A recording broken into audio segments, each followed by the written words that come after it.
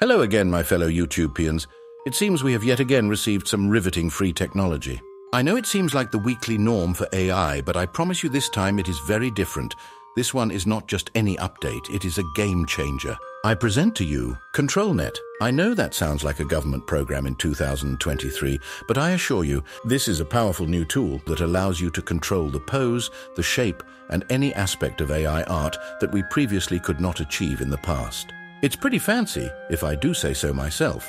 I'm now going to teach you what this tech does, how to install ControlNet, install OpenPose, and allow Stable Diffusion to use multi-control mode so you can combine these tools and use multiple at a time. Savvy? Stanley, are you even listening? Let's take it from the top. Anyways, you might remember when Stable Diffusion 2.0 first came out, there was all this mention about depth maps and all these pictures about it, and we were like, where the hell did that go? Many of us assumed that it was just inside Stable Diffusion, whatever the hell that means. They're in the computer. They're in the computer? I don't think a lot of us were sure though. Let me rephrase that. Myself and a bunch of other nerds, we were like, where the hell is that tool and how do we get access to it now? Well, I think we might have finally found it. I present to you ControlNet. What an appropriate name for 2023, huh? ControlNet is a revolutionary way to create AI art. I don't say that lightly because this tool or a set of tools is game-changing. Whether it's taking depth maps from an existing object to capture that pose or use OpenPose to create your own pose, one thing is for sure, you can now make AI art your... Hey guys! Or let's just say, you can make AI art your puppet. What did you say, boy? I said, oh, shoot, Mom, shoot. I feel a little bit spoiled because we got 10 awesome tools all at the same time. So let me show you what they do, but first I'm going to show you how to install it. The first thing you need to do is go to the GitHub repository in my video description. You'll see something that says MikoBill SD Web UI ControlNet. Go ahead and click on that, and then once you're in, scroll down just a little bit and you'll see this right here where it says install, and this is the section that we need to look at. So there's two codes that we're going to need to copy and paste into our command prompt. The first one is for the CV2 libraries and the other one is to upgrade radio if necessary. And if you don't know, the two equal signs here in between the 3.16.2 and Gradio is saying that if it's not equal to, then install Gradio. Now open your main Stable Diffusion folder, which is the Stable Diffusion Web UI folder. Then click in the address and type in CMD for command. Then press enter. Now your command prompt will pop up and we need to grab the code from the GitHub to put into the command prompt. So the first one was the pip install OpenCV in Python. So let's copy that. You can actually just right click into your command prompt to paste it, or you can do Control V, whatever you want. So I right clicked and now I'm going to press enter and just let it run. I already did this, so yours is going to look a lot longer than mine. So it's just going to do its thing, and when it's done, you're going to get the prompt again. All right, so now let's install the Gradio. And this is not going to work for me too because my Gradio is higher than 3.16. So let's try it now. And it gave me a bunch of junk, but yours is going to look a little bit different. So it's just saying that all the conditions are satisfied for mine. Yours will probably start installing it and you might see some colorful text. The next thing we need to do is grab the address from this GitHub repository. You can do that by going to the code button and just clicking on the double squares to get that. Or you can press Alt-D to get to the address bar and copy that. I'm just going to use the code button here, but most people are using the address bar. It really doesn't matter. This is actually the same exact address except it says .git at the end. But you're going to see in a second that it doesn't matter. Now we want to open up Stable Diffusion. So click on your web UI tech user bat file and just let it run until you see the running on local URL 127.0.0.1. Once we have Stable Diffusion up and running, go ahead and go into the last tab here at the right and it's extensions. We want to go in there and then go to the sub tab install from URL. That's where we're going to copy and paste the URL that we just copied from the GitHub repository. So just paste it there and you can see mine says .git. If you copied it from the address bar, it'll just not say .git. And don't worry about the local directory name. It's going to automatically create that directory for you. Then just click install. Yours won't say the same thing mine does. Mine says that because I already have it installed. I mean, go figure, right? So now you're going to click on the installed tab and then click on apply and restart UI. And there is a good chance that you might have to actually restart your web UI user.bat file. So if you run into any problems, just do that.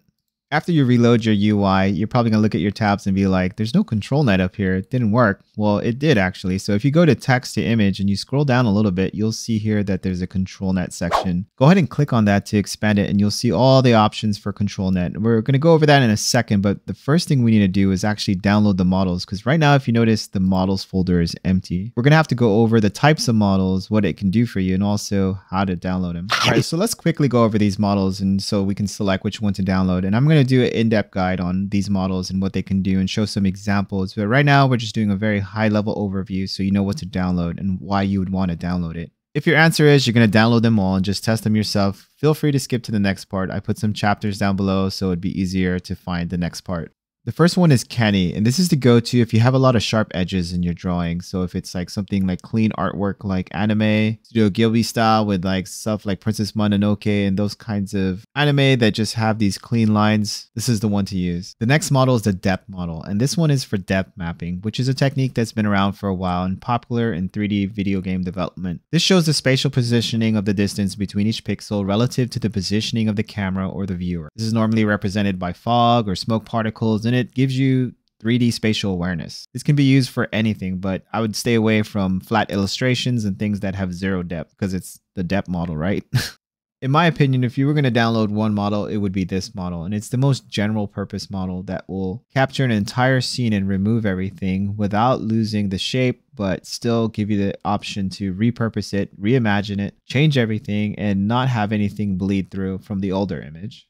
This model is most useful when you want to keep the shape of something, but you don't want to keep the details. While going through the Reddits, I actually found an example of depth mapping, which put a smile on my face. And if you're a fan of this game, go ahead and put something in the comments of what you think it is. The next model is the HED model, or the Holistically Nested Edge Detection model. That's a mouthful, and they kind of snuck in the end there, didn't they? Should it be the HNED model? This model is pretty much a combination of the first two, the Canny and the depth. It has the depth mapping in the areas with the fine details, such as hair, and then the areas with less details between the chin and the facial features have an inverted map, which is completely blank, similar to Canny, with the outside of those areas clearly defined by the edge. This model is best for things like photography, photorealism, things where you're going to capture a human being and then you have all the little fine hairs and little details that are next to the actual model. And also things like dirty art, like manga, where you have a lot of the sketchiness, a lot of the details everywhere, shadows everywhere, and just a lot of kind of messiness, and it's just dirty art style. Versus anime,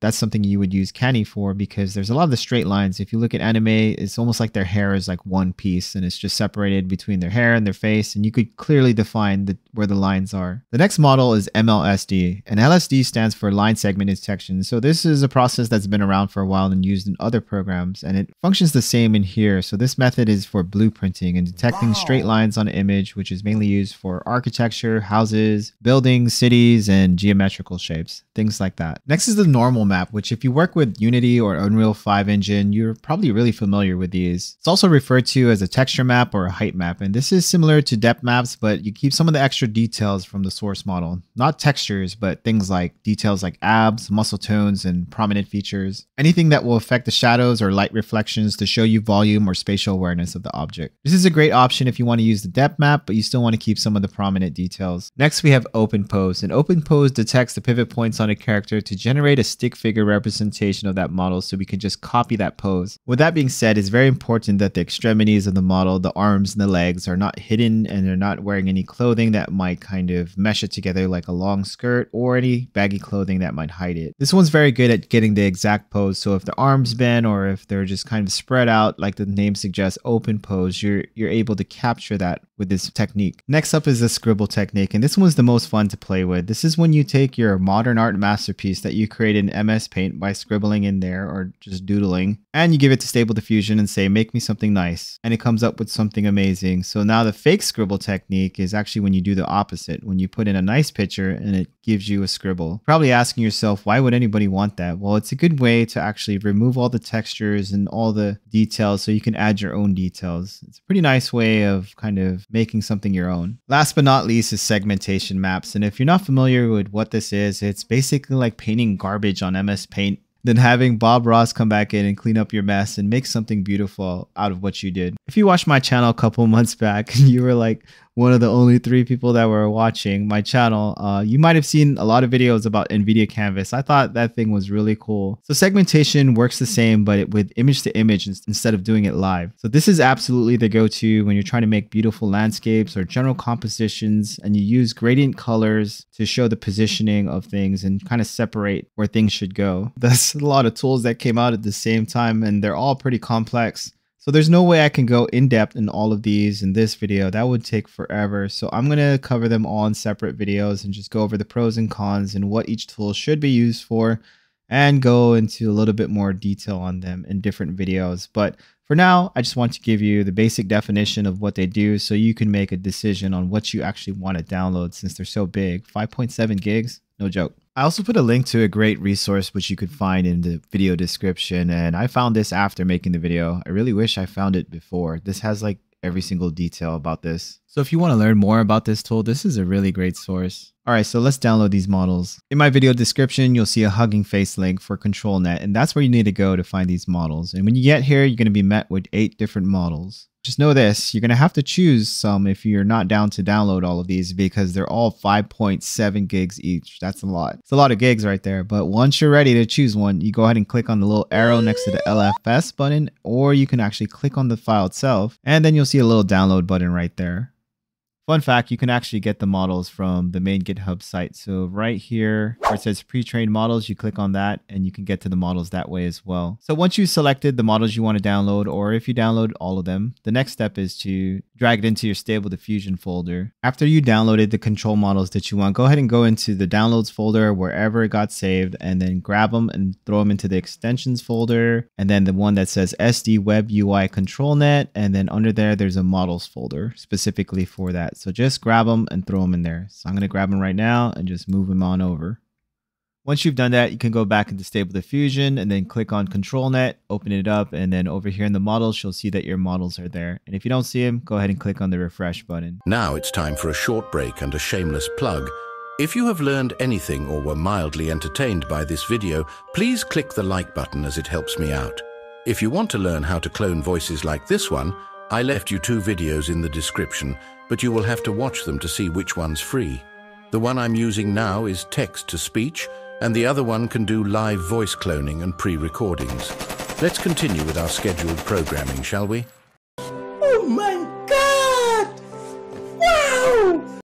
One thing I thought I would mention right now is also check your Stable Diffusion checkpoint file. Make sure it's on a normal one. So this one's pretty normal. The deliberate one safe tensor is just a checkpoint file that has a specific style based on version 1.5. But if you had something like pix to pix, that's probably not going to work for you. So just save yourself the time and fix that now. One important thing to take note of is that the MikoBuild version doesn't seem to work with version 2 or 2.1. I haven't had any luck with it. If you have luck with it, okay, go ahead, use it. But I don't think it works, and it seems to be an issue. If you really want to use version 2 or 2.1, you can actually use this repository here for Ilyasville. I don't know how to pronounce that, but this guy right here. And as you can see, they added support for Stable Diffusion version 2, and there's multiple places where they did it. But something to consider is that they have a lot less contributors. So that's why I went with MikoBuild instead. So MikoBuild has 32 contributors and this one has 4. But you would install it the same exact way. The only difference is you'll be getting the code from here to install into the extension. So that's the URL that you're going to need, or the URL up here. I'm sure they'll add support in the coming days, so I'm not really looking to switch. Another thing I wanted to mention is that you actually have to click on the enable button to enable it. And yeah. Who would have thought, right? But make sure you do that before you start to do anything. And equally important, you want to ensure that the preprocessor and the models actually match. You could mix them, but that's not going to produce great results. And if you want to use 2 different models, I'm going to show you how to do that right now. First, you got to make sure that your stuff is updated. So go into the extensions tab and then click on check for updates. And as you can see, I've only had ControlNet for like a day and it's already outdated. So I'm going to apply and restart UI so I can do this. So I'll just wait for it to reload. Now go into settings. And in settings at the bottom, there's something for ControlNet. Go in here. At the bottom, you should now see a slider. And I didn't get this at first. I had to actually reload the UI up here at the top right. And then I got the slider. You want to slide it to the right to get more models that you can use at the same time. So I'm going to select 3, and I think that's plenty. So once you do that, just scroll to the top and click on apply settings, and then you can get a bunch of junk. Then click reload UI. Now, when you go to text to image, control net, you'll see that you have multiple control net. You have control net 0, model 1, model 2. So that's how you would use multiple control nets. So this next tool is optional. So if you're using the OpenPose model and you want more control, you want to actually manipulate the models here in Stable Diffusion, do this. So in Stable Diffusion, go to extensions and then go into available. Now click on load from, and there should already be a URL in there, and then just click load from. Now Control F and look for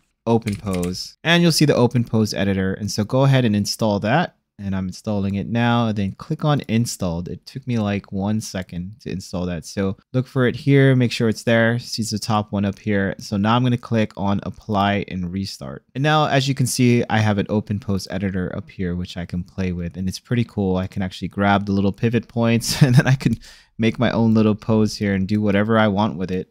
Even this weird thing. One thing to take note of is once you start moving the model's arms and legs, you won't be able to move the model around the canvas anymore. All right, so we have a few options here. So the first one is the height and width. So if you could, I would put it on 768, but if you run out of VRAM, then go back down, right? Next is you can add multiple characters. So if you add another one, you can drag another one around the screen here. And if you mess up too much, you can actually click the reset button and just start over again and add a new model. Then there's load from JSON, which I don't really get. I know JSON is JSON code, which is a JavaScript object notation. I'm not sure how it's used in this context. When I find out in the future, I'll make a video on it. Next is detect from image, and when you click on this, you can put an image in and then it'll detect the skeleton. And it's pretty laggy and only works like 50% of the time when you upload, so just keep trying. All right, after 5 tries, I finally got it, and as you can see, it added a skeleton to Iron Man here. Next, we have add background image, so just click on that and choose the background that you want, and then you can start adding some people in there. And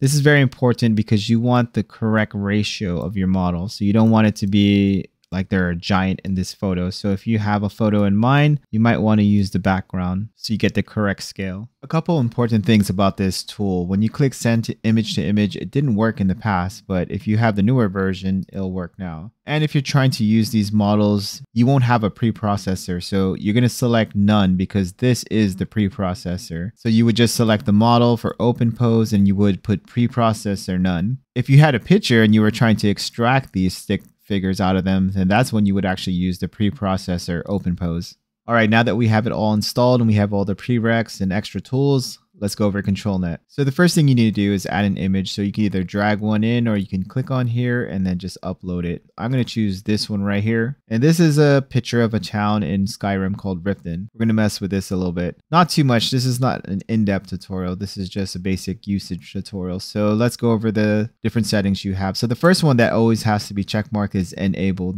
And this is pretty convenient because when you have multiple control models, you can actually start working in between them and just turn them off and on. So when I was testing 3 different models, I would just click disable or uncheck enable, and then I could just see how it looks like with just 2 of the models, 1 of the models, and then all 3 of them. I would just check mark them all. Imagine what they do. So cool thing is there's a low VRAM here. So if you have under 4 gigs of VRAM, this is a very good button for you. If it's not working for you and you get a lot of VRAM errors, this is your magic button. Now the guess mode is pretty cool, and I actually read up on this, and it's supposed to be used when you don't put anything in here. You could just click this and it'll guess what this is, so you won't even have to say what it is. It'll just start detecting the stuff in there. But what I've noticed, it produces some nice results if you use it while prompting, and so just try it out and just see if you like it. Now this one's a camera right here if you want to take a picture of yourself, and then if you want to go back. And now we have the preprocessor and the model, and like I said, the preprocessor and the model have to be the same or it's going to look pretty weird. So if you use MLSD, you want MLSD on this side as well. There's a few exceptions. One would be Depth and depth. So it's still a type of depth model, and you have a little bit more features here like remove near percentage and remove background percentage, which we're not going to go over right now. Also take note, every time you change the preprocessor, you get different settings here. So that's one of the reasons I'm not even going to go into that right now. That's more of like a specific video for each of these. But if we take a look at resize mode, this is one that all of them have, and there's 3 options here. For me, it seems that scale to fit is the best way, the inner fit one. And this one I was very confused by, and I was like, why do we need canvas width if we have this width up here? And so this is actually for creating a blank canvas. So when we change the width here, it'll create a blank canvas up here. And you can see as we lower it down or move this around, that when we create a blank canvas, it's a different size. And that's how you can tell this doesn't have anything to do with the actual process itself unless you're using the Scribble technique. So the canvas width and height, those are for the Scribble technique to create your canvas. And then you just click on create blank canvas and you can start drawing on it and then do your Scribble technique. One thing that they added back, which is pretty cool, which maybe I missed it the first time, they have the scripts drop down again. So you can choose an XY plot. And this is very important when you're doing experimenting. If you take a look here on the X type, it's steps, and the Y types, it's CFG scales. You look at the numbers here. So X would be the rows and Y would be the columns. Just think about Excel spreadsheet. So on the X values, we got 20 to 50 as the range. So 20 steps to 50 steps. And we have 4 variations. So there's just a bracket surrounded by 4. And that's as simple as the formula gets. So I want 4 variations between 20 to 50. So I'm going to get 20. So I'm probably going to get 20, 30, 40, 50 on the steps on my rows axis. Then on the columns axis, I'm going to get 5 to 10 of the CFG scale. So I'm going to get 5, 6, 7, 8, 9, 10. I'm going to make a full video going in depth to that, but this formula is pretty much all you need. Put the range of what you want, 5 to 10 here for CFG scale, and then the variation number. How many times do you want to see a picture in between this range and surround that by brackets? Another thing you want to consider is you want the width and height of your picture to match the width and height up here to some extent. So I just eyeball it, and so it looks twice as wide as it is high. So that's what I do. If you want to get real into it, you can look at what the actual resolution is, and you might not see that resolution here when you max it out. So you might have to actually just do an aspect ratio, whatever the equivalent is of that resolution.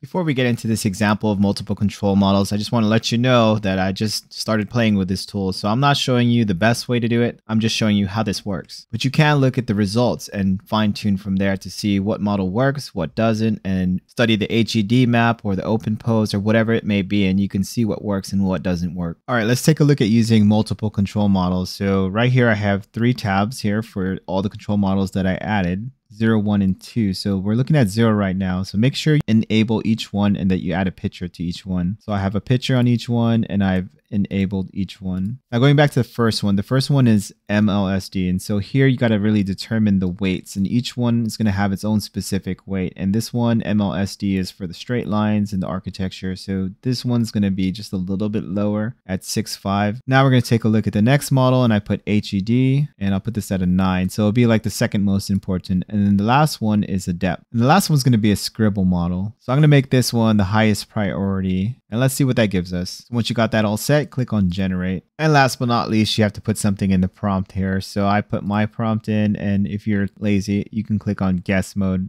I don't think it's intentional, but guess mode actually gives you better results sometimes. Now we have our results, and it's okay. It's not really what I was expecting. It was able to detect everything and kind of bring it through, but the water's gone and this bridge is gone, so it's not the best. Let's take a look at it and see what went wrong. So you can see here the MLSD probably needs a little bit more power. It didn't really bring a lot of stuff through. The HED map worked perfectly. So this actually did a lot of good for copying the image. Then next, the Scribble mode kind of ruined it. So this one definitely has to be much lower than it is now in terms of weight. So let's try making a few adjustments and see what that looks like. I'm going to raise the weight on the MLSD. So I'm going to put that 1.2, and then I'm going to go back to the Scribble and I'm going to put that way down. So I'm going to put that at 0.65, and let's see what that gives us, or 0.55. All right, it's done, and I guess that's not a good combination. The results again are just kind of underwhelming. Well, at least you know how to use it and combine these models, so try it out. I used the guess mode, and now it looks like a town in Vietnam or something. But I'm going to need a lot more testing with this thing before I can actually make a video on this. So right now, I'm just showing you how to combine 3 methods or 3 processes and use it all at the same time. And in the future video, I'll make a video on how to master this thing. Right now, I don't have it mastered. The last thing I'm going to show you is how to get the exact pose that you want. And this is a site called app.Posemy.art. It's pretty amazing. As soon as you get here, where it's down the business. They give you the model right away and you can start working with it. And so just click on it and it has all the pivot points where you can mess with. So if I click on this one, you see the little rings, and each direction you move this ring will specify what direction it bends. So this one, the red one, is going to make him bend over. The green one's going to make him go this way. And it's pretty, there's a lot of customization you can do here. Some other things to mention here is you can get pre-made scenes here. So if you go here, there's quite a few on here. So let me add one right here. I add this one, 3 women crying. Perfect. So you click on it. I'm going to click on the elbow and then I'm going to move it in whatever way I want. Check it out. Now I could also add props. So let me see what kind of props they have here. I'm going to add like a vehicle.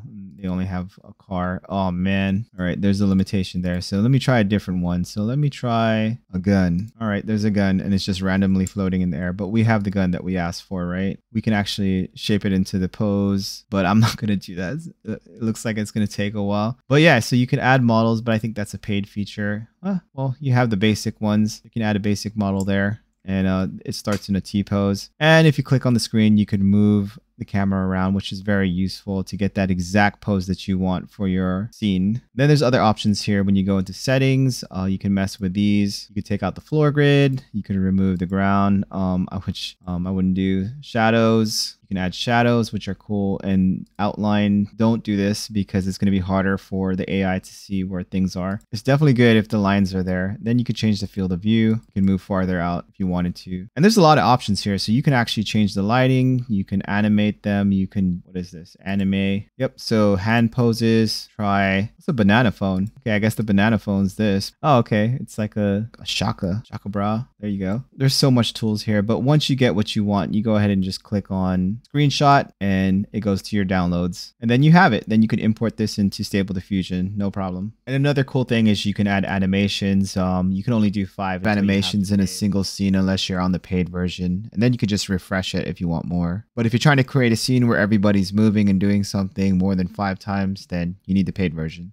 Still pretty cool, and it can help you get a bunch of different poses by taking screenshots while they're in mid action. The next one's for lazy people. So if you just want the pose without doing anything and you want to see it categorized so you can find a pose easier, this is the site for you, Posemaniacs.com. So let's say I want to see someone doing parkour. Click on that and he's jumping over a wall. And there you go. And then you can actually grab it and you can move it around, change the camera angles. Pretty neat, right? There's a lot more other features, but this is what you need. So have fun with it and check out all the different poses that are in here. So that's all I had for you. And I know it was pretty long, but I'm also going to come back and do tutorials on each of the different methods since there's quite a bit to cover and this video has gotten way too long. If you watched this far, thanks for watching this far. I really appreciate it. And I hope you learned something. And if you did, or if you liked the video, go ahead and click the thumbs up button. And thanks for watching.